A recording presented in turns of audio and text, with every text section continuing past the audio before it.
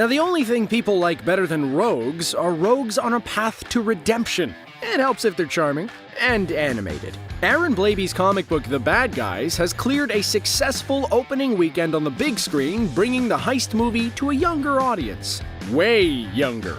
Generally speaking, not old enough to drive younger. Unlike Tricks, however, this isn't just for kids, so we can ditch the bunny and dig into how the book was translated, its cast, and some of the references it's made to the genre on the way. Oh, alright, the bunny can come too. He was the one denied the Tricks, all thanks to its for kids rule. Warn him about the spoilers, Rabbit. At the center of The Bad Guys is, of course, the big bad wolf, Mo to friends, at least in the comics. It's Mr. Wolf who encounters the most powerful thing a dog can encounter. Someone called him a good boy. It's this moment that makes Mr. Wolf want to break good for a change. Unfortunately, when you've made a life of being bad, being good can be tricky. The comics has Wolf coming to the same conclusion through different means regarding being good and forming the Good Guys Club. Personality-wise, the big screen Big Bad Wolf was less huffing and puffing and more charming and fast-talking, fitting voice actor Sam Rockwell's delivery. Now, whether it's the comics or the movie, Mr. Snake takes on the reluctant role when it comes from going from bad to good. In the comics, Mr. Snake tends to be the one mocking Mr. Wolf over any failure in doing good. In the movie, the Mark Maron-voiced character shares his ink and paint counterpart's reluctance about going good, including turning a guinea pig rescue into an all-you-can-eat buffet. Now, when it comes to muscle for the group, the rough stuff is left to Mr. Piranha. In both mediums, he's short-tempered and ready to rumble at the slightest suggestion. He also carries over his toxic flatulence problem. In the movies and comics, it's triggered by nervousness. And, at least in the comics, his love of burritos. It's worth the cost, man. Burritos are delicious. The most noticeable change from ink to computer is Miss Tarantula, who is a Mr. Tarantula in the comics. Both are computer whizzes and provide the all-important hacking skills for the group. In the comics, he goes by the nickname Legs, but Miss Tarantula, voiced by Awkwafina, gets the internet pun name of Webs. In the comics, Mr. Tarantula is the only member of the anthropomorphic crew who doesn't wear any clothing except for sneakers, something that disturbs the rest of the crew. He doesn't appear until the second issue. Now, if James Gunn's The Suicide Squad taught us anything, it's that having a giant bipedal shark on your team is invaluable. He can eat problems, drop from incredible heights, and take all kinds of abuse. And he's a master of disguise and, okay, well, maybe not that last one. The movie makes a bit of a joke about the least inconspicuous member of the team being a master of disguise like Rollin Hand from Mission Impossible. The TV series, the first one. In the movie, he has a rivalry with Mr. Snake, mostly revolving around the last push pop. In the comics, his rivalry is more with Mr. Tarantula owing to his arachnophobia. If you're gonna have bad guys do good, you need a bad guy for the good guys to do good against. Wait, let me check the math on that. Bad, good, good, bad. Yeah, checks out. That task falls on the adorable shoulders of Professor Marmalade. In the movie, he's masquerading as the goodest good person to have ever gooded. Except he's not good, he's bad and only using his good reputation to cover his bad deeds. In this case, stealing the meteorite to power his master plan. Gotta have a master plan. In the comics, he's discovered when the Good Guys Club rob his chicken farm and he vows revenge. Also, he's an alien that's named, all these letters on the screen, Kidiliflor Try filling that out on a Scantron. Someone has to be rooting for the bad guys to actually become good guys, and that role falls to the Governor Diana Foxington, the new governor who feels like the bad guy's whole shtick has about run its course. A little flirtation, a bit of encouragement, and an appearance as the Crimson Paw, legendary bad guy thief gone good, and the bad guys are on the road to redemption. In the comics, she's a superhero from the League of Heroes. And her name is Ellen, but she more commonly goes by Agent Fox. Probably should have seen that one coming. Now, part of the pitch for adapting the bad guys into a feature film was to create a kind of Tarantino movie for kids. Obviously, the charming cast of characters doing heists and stuff part, and not, well, all the parts that you could never show your kids. Despite this limiting factor, there was still room to make nods to the iconic filmmaker. And it gets right underway as the opening scene finds two characters engaging in casual conversation in a diner before casually getting up and committing a crime. Now this of course mirrors the opening of Pulp Fiction, which saw Honey Bunny and Pumpkin casually discuss the robbing of the diner they're in. These seemingly meaningless discussions that end up revealing character or plot later on is a child-friendly hallmark of Tarantino's film. Perhaps even easier to translate into a kids' movie is Steven Soderbergh. Specifically Soderbergh's Ocean series, a remake of a classic Rat Pack heist film. The primary take from the Ocean series is the talk-through of the plan, including doubling back for the twists and double and triple crosses. In the first one, Ocean's 11, Danny's team chastises him for making the heist personal, robbing from the man who is currently dating his ex. Likewise, Mr. Wolf is accused of making things personal when he plans the heist to steal the dolphin statue after Diane Foxington made fun of the bad guys at a press conference.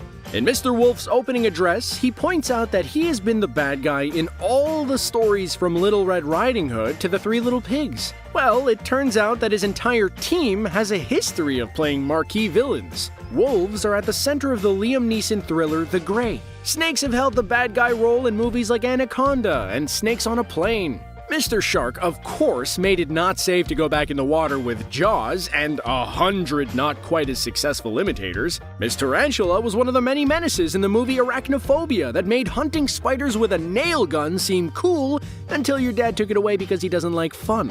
Don't play with nail guns, kids. Even Piranha got a headlining role in a monster movie, including James Cameron's Piranha 2, which he insists is the best movie about flying piranha ever made. Now, one of the themes of the movie is not to judge people by what they look like or the assumptions about them. Just like being bad guys in other films, the metaphor works as well. As often as wolves are used in fairy tales and movies as a menace, it was friendly wolves that started hanging around humans that led to man's best friend, and while dangerous, not as big a threat to humans as they're made out to be. The tarantula, however, has the best case, as they are less poisonous than a bee and pose no threat to humans. In fact, many people keep them as pets. When it comes to Miss Tarantula, she really isn't a threat. Well, except for the hacking skills, but that's not common among tarantulas. Animation is a fertile ground for hiding all kinds of nods and tributes to people and places that have nothing to do with the story but help fill the world. Crew members will get businesses named after them. CalArts students like to place A113, the animation lab classroom number, on anything they can. For instance, for the animated money, the animators went with where their money was coming from for the portrait: President of DreamWorks Margie Cohn. Now, the action of the bad guys takes place in a no-name city as part of a no-name state. But if you've been to the City of Angels, you might recognize the look of the town. Director Pierre Perifel drew inspiration from Los Angeles, as it was the setting of so many heist and detective shows from the 70s onwards. While no specific landmark was used except the home of car chases, the LA River, which is more of a canal, except it rarely has water in it, outside of that, there weren't specific landmarks, but instead the stucco and design style evoked Los Angeles. There were some nods, too, to San Francisco during the car chase specifically, which is a nod to the godfather of car chases, Bullet. Barreling down the stairs is also similar to the original Michael Caine movie, The Italian Job. Now, the look of the characters and movie in general has gone through some changes from the wild line drawings of the comic book. Director Pierre Perifel wanted to put his own touch on the characters that included some of his influences. Starting from his native France, he also included influences from Miyazaki and Cowboy Bebop. Perifel specifically noted Cowboy Bebop's influence on the design for Mr. Wolf. Now, there were some rather direct connections to the Oceans franchise outside of narrative cues and nods. Awkwafina, who voices Miss Tarantula, was the expert pickpocket in the movie Ocean's 8. Another Ocean's 8 holdover was composer Daniel Pemberton, who has also scored numerous other crime thrillers and Spider-Man Into the Spider-Verse. Susan Misner did the choreography for the movie and had a bit of a head start with Sam Rockwell because she'd worked with him previously. Now, the movie got a little extra when it cast the voice for Piranha. Anthony Ramos is heading to 2 different big franchises with a part in the upcoming Transformers Rise of the Beasts, as well as the Disney Plus Marvel series Ironheart. But what made him a star was his time on Broadway in a little-known musical called Hamilton. And by little known, I mean that thing your coworkers kept talking about for at least a year. It was one of 2 Lin-Manuel Miranda musicals that he appeared in. Now, anytime a movie enters production, there's a wish list of people they want for the various roles that has about the same success rate as your Letters to Santa did. For the bad guys, everyone seemed game and got their first picks. Marc Maron is new to voice acting. He has so far had a career as a comedian's comedian and the host for the long-form interview podcast WTF. He admitted that he never even watched that many cartoons. He ended up taking the role because he was surprised that people were asking. So far, his approach to voice acting has been to be loud so they can ask him to take it down to wherever they actually need it. Now, a lot of computer animation, especially in CGI effects, is focused on crossing that uncanny valley. Now, that's the part of your brain that apparently knows the difference between something alive and something pretending to be alive, but won't tell us how it does it. Tricksy brains. That generally means really complicated programs that simulate the fur of an animal or hair of a human animal. The success of Spider-Man Into the Spider-Verse has reopened computer animation to more stylized aesthetics. While most of the time the goal is to enhance the 3D look of the animation, Perifel wanted the coloring to feel more like 2D cell-style animation, as if you could see the brushstrokes.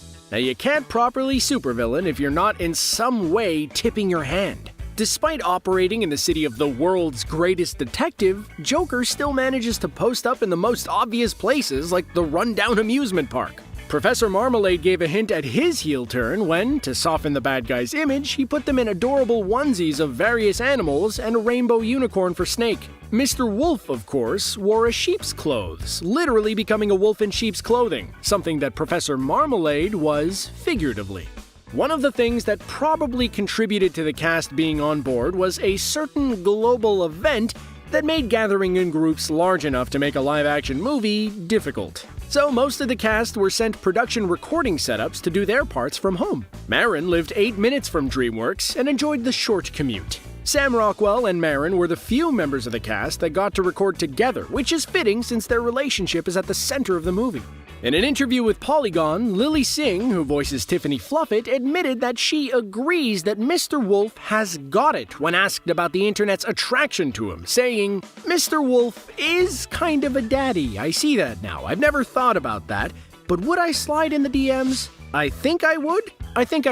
So I do think Mr. Wolf is kind of hot. I do think that animals have the swag of like someone I would think is fly. So yes, I see all of that. I'm not mad at the internet for this one."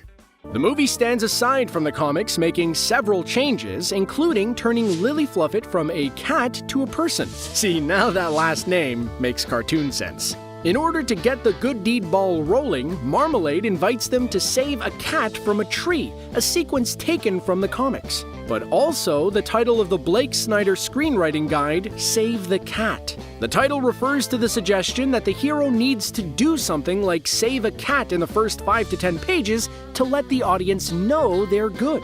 Now, if you want to start a screenwriter riot, walk into an LA Starbucks and ask, "Is Save the Cat a good book?" Opinions are divided like pineapple on pizza. From the late 60s to 70s, gritty crime dramas had a noir-inspired look that was all their own. And to go with it, they tended to have jazz fusion-influenced scores, which is something Daniel Pemberton revisited, looking at scores by legendary composer-producer Quincy Jones and Lalo Schifrin, who composed the jazz-heavy score to the Steve McQueen classic Bullet. With an estimated opening weekend haul of $25 million, The Bad Guys has industry writers proclaiming that the world is safe for family animated movies that don't have Spider-Man in them. With a cinema score of A and an 85% fresh rating on Rotten Tomatoes with an audience score of 93%, The Bad Guys has come in strong. I saw that. Beating the Viking epic The Northman and the meta Nick Cage movie The Unbearable Weight of Massive Talent. Not bad for the director's first time at bat. Professor Marmalade's evil plan was to steal the heart-shaped meteor that struck the town and use it to power a giant mind control device that would allow him to turn turn all the guinea pigs the bad guys freed into a massive mind control army. While this is a unique story for the movie, it does resemble Marmalade's comic book plan from episode 4, where he turns kittens into a zombie army. Zittens, if you will. We got through 25 entries about a movie called The Bad Guys without one Billie Eilish reference. Woo! We did it! Wait, the video's not over yet. Oh, blast my giddy exuberance! You foiled me again! Let's just say it's Marmalade's fault. Seems like something he'd do.